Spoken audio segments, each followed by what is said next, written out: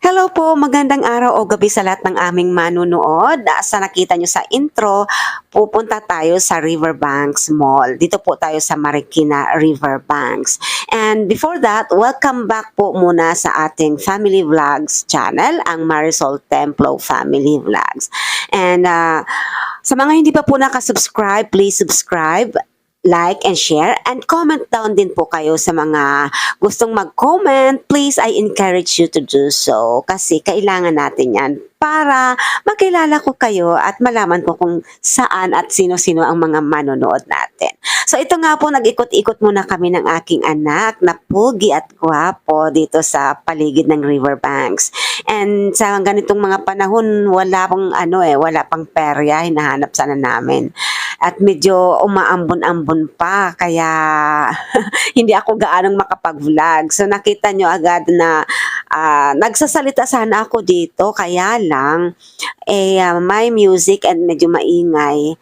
And later sa mall, talagang voice over tayong to the max doon kasi maraming mga tugtog eh. Ayan, wala pa yung perya. So, yung kabila na nakita nyo, yun yung dampa na sikat sa kainan. So, ito na, papasok tayo sa mall kasi nga umaambon. Ayan, nauna na si ating maganda na nakadilaw.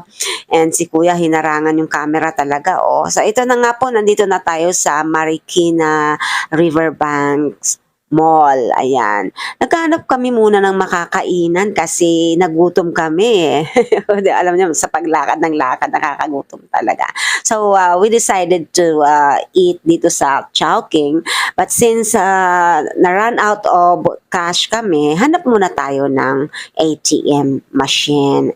And para makapag-withdraw, syempre, kailangan natin ng cash. At habang At habang nag-iikot-ikot kami, ayan, nakita namin maraming sale dito. Everyday sale pala dito, ang mura ng mga napamili namin dito. Ayan, nagkwento na ako. Ang dami naming nabili dito. Mga quality items na branded pero discounted talaga.